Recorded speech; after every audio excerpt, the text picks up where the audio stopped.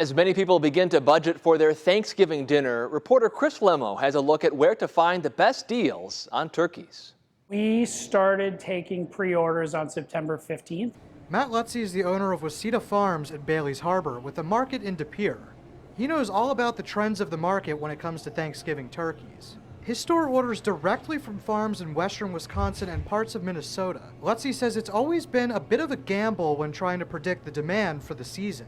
Try to order the right amount based on how last year was, but every year is a different year. Lutzy says one of the trends around Thanksgiving over the last several years hasn't been about the price, but rather when people start getting in the holiday mindset. I feel like we had more planning ahead this year than ever. He said another trend has been the huge demand for online sales where people reserve their turkey and have it shipped to them. One issue that consumers are focusing on this year is price. Lutzy says the cost increase is something passed down through the supply chain.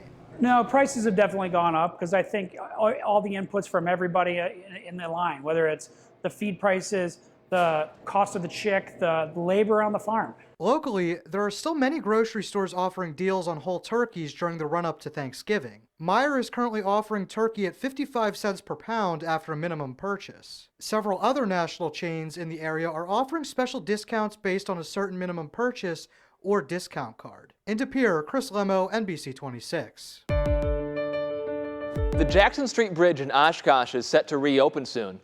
A routine inspection found stripped gears on the bridge about 6 months ago, but the replacement parts only just arrived. Oshkosh's Director of Public Works says the bridge is on track to be able to open very soon. They expect to start working on the repair, having the parts, and start the installation on Monday, November 14th, and I think Thursday maybe they're saying. Hopefully the bridge will be open. He says the bridge is due for a full replacement relatively soon. He believes the city will take on that project in 2027 or 2028. Manitowoc police say they have arrested 2 people in connection with the death of a 3-year-old child in October. Police say that as a result of the investigation into the death, the child's biological mother, 34-year-old Catherine Carter, was arrested. She has not been formally charged, but authorities say she was arrested on suspicion of possession of MDMA with intent to deliver, keeping a drug house, and child neglect. Then, police say 38-year-old Lavelle Nance was living at the home and was also arrested. He has not been formally charged, but authorities say he's been arrested on suspicion of possession of MDMA with intent to deliver and keeping a drug house. Now to Waukesha, where Daryl Brooks, the man convicted in the Christmas parade tragedy, has given his list of requested speakers for his upcoming sentencing. 9 people, including Brooks's mom, Dawn Woods, as well as other family members, are on that list. The state says there are more than 30 survivors who want to speak in person and about 10 more who would like to submit written impact statements. Brooks faces hundreds of years in prison after being convicted of killing 6 people and injuring many more during the Waukesha Christmas parade last year.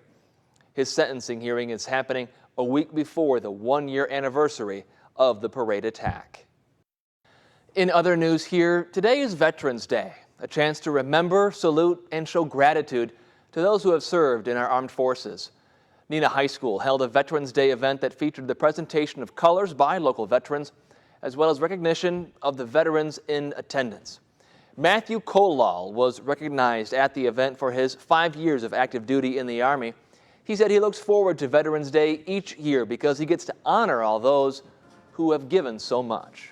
Everyone wants to thank me, but I want to spend the day thanking the other veterans, especially those who came before me and paved the way to make things a lot better than what they had. Veterans Day is every year on November 11th, a date that marks the end of World War I more than a century ago. And we'd like to take a moment to honor some of the veterans who are working here at NBC 26. Chris Long, John Miller, Earl Okino, Justin Olone, and Zach Olson. We thank all of them for their service. Still on the way here, a look at all the action in high school football tonight in the playoffs. It's the last week before the state finals. Plus, we'll have your full forecast on the way. Now, NBC 26 Chief Meteorologist Cameron Moreland, featuring the 3-degree guarantee. Sponsored by Capital Credit Union. Well, we have just completed a weather 180 here in Northeast Wisconsin. Yesterday afternoon, record highs in the 70s. This afternoon, wind chills in the upper teens and lower 20s. And look at the cold air that is going to be in place here over the next 7 days. Temperatures running 10 to 15 degrees below normal for this time of year. Right now, we are looking at mainly lower 30s across the NBC 26 viewing area. We've got mostly cloudy skies and westerly winds still at around 10 to 15 miles per hour. And that westerly wind at around 10 to 15 miles per hour in Green Bay right now is dropping wind chills down into the teens and 20s. And that's what we're going to be looking at for the rest of tonight into tomorrow. Now, plenty of clouds out there mixing with a few stars and the moon, but later on tonight, the clouds will start to thicken up just a bit. You can see a few snow showers and flurries working in off of Lake Superior. We've got winter storm warnings and winter weather advisories right now from northwestern Wisconsin through the UP. The snow is really going to be piling up here over the next 12 to 24 hours, and some of those snow showers and flurries will work south into our neck of the woods. And wherever we see a snow shower, it's possible some minor accumulations could occur, especially across Door County. And look at this.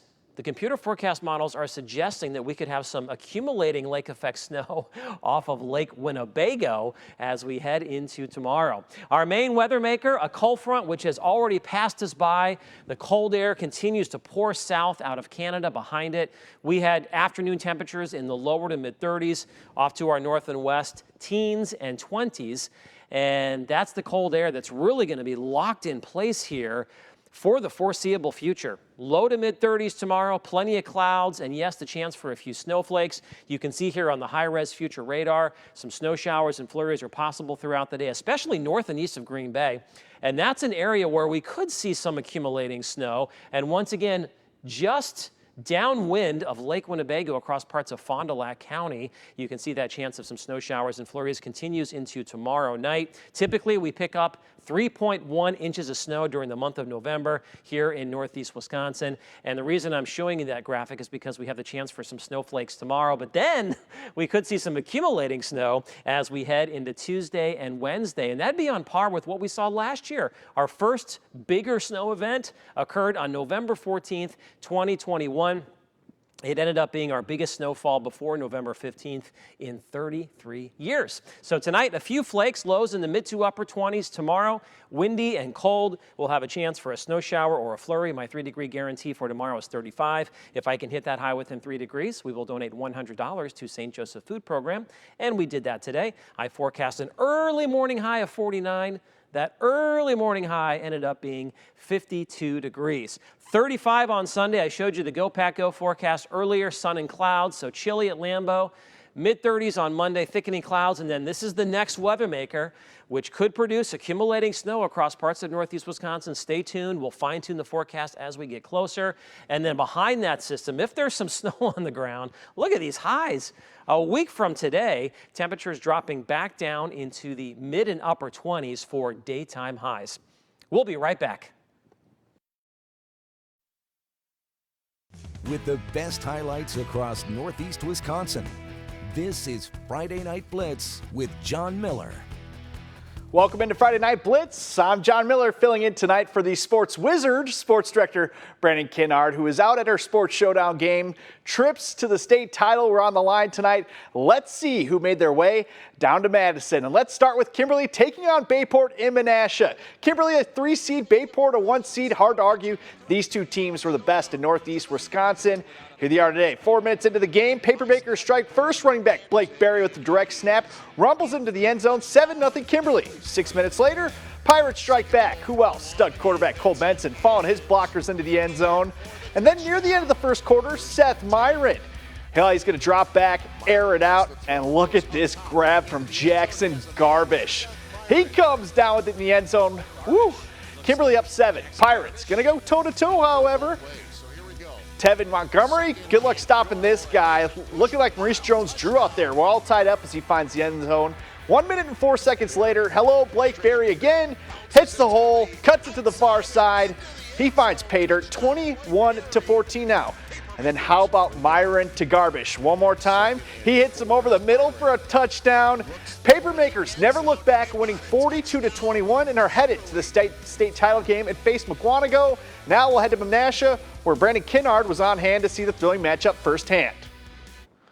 Thanks, John. I'm here with Kimberly running back Blake Berry. Incredible performance tonight, 4 touchdowns. This is the best game you've ever played, you think? I think with the kind of the atmosphere going into the game and the kind of pressure going into the game, I think I performed really well. But at the same time, I think my offensive line played their best game tonight too and came out and balled out tonight. Yeah, got to give those guys credit. We were talking up in the booth. It seemed like every time you touched the ball, boom, you were past the defensive line into the second level. What was working for you guys so well? I think obviously what was working, like you said, was getting up to the second level. Obviously it doesn't happen every game, but the offensive line really took their job seriously this week and studied film really hard, and they played really good. And it just made my job easy getting to the second level. It's been 4 years since Kimberly was last in the state championship game. We were just talking, you were in 8th grade when that happened. That's a long gap for a program like this. How does it feel to be the senior class that gets them back to Camp Randall? It feels great. Working out in the off season and just doing all the little things that got to this point and finally getting to the point is just, it feels amazing, and I can't even put into words. All right, one more left. They'll be taking on McGuanago in the state championship game a week from tonight. Thanks for your time, Blake, and John, back to you. Thanks, Brandon. Let's head down the road to Ashwaubenon. Division II football, 6-seed Kaukauna versus 3-seed West Appear. These two went to overtime back in August. Phantoms got the W. Galloping Ghost, first possession, Finley Doriot. He's picked off by Thomas Mudd of the Phantoms. He takes it into Kaukauna territory. Could they capitalize? Najee Mitchell's going to be stopped on 4th and 2. Kaukauna takes over. Next up, handoff goes to Noah Hoffman. He's trying to make something happen, but he's going to get the ball ripped out by Easton Deshane of West Appear, and they recover it in the end zone. West Appear is up 7-0. That's your score at the half. Now the first drive of the second half, Kaukauna takes 7.5 minutes off the clock. Hoffman gets redemption with the touchdown there. Now Myron looking to answer back. Watch this, scrambling. Eaves it up, Ryder Lesage for a touchdown is there. They take a 6-point lead. West Appear rolls from there, 26-7. Now let's head over to Division 4, 2 Rivers, trying to stop Catholic Memorial. Can Purple Raiders pull off the ultimate upset?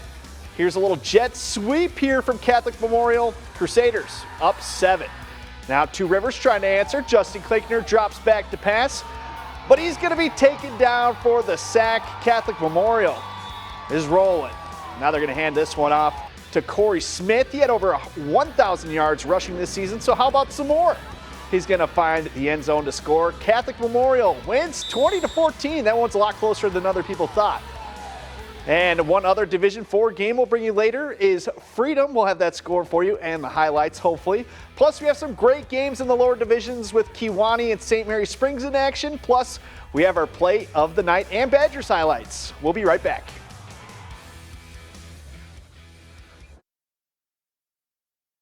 Welcome back to Friday Night Blitz. We just showed you some great highlights from the higher divisions. Now we have some more playoff football action and some Badgers basketball down at American Family Field to get to. So let's dive right in. Let's go back to football in Division 5. Kewanee versus La Crosse Aquinas. Opening quarter, Mitchell Thompson for Kewanee doing what he does best. He takes the snap, makes a man miss, goes through a few more guys, and he takes it down to the 9. Nice 27-yard run right here. A few snaps later, the Storm get on the board first with a touchdown, but the extra point will be blocked. So 6-0 lead for the Storm. Second quarter, Maddox Mueller hauls in this touchdown pass. The Storm within 2 at halftime. Let's roll to the third quarter. Kewanee down 16.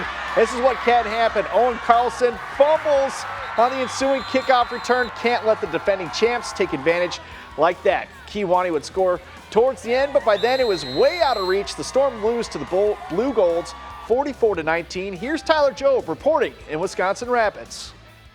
Last week, 15 points was enough for the Storm to strike down Southern Door. This week, 19 points really wasn't close to what they needed to take down the Blue Golds, as Aquinas' offense just proved too much. Yeah, no, they definitely made some big plays, and we knew that they were going to, and made a few missed tackles and didn't make some plays when we needed to, unfortunately. One game short of going to state, but it took a lot of effort to get this far. Just what do you make of the season? No, definitely really proud of the guys with what they accomplished.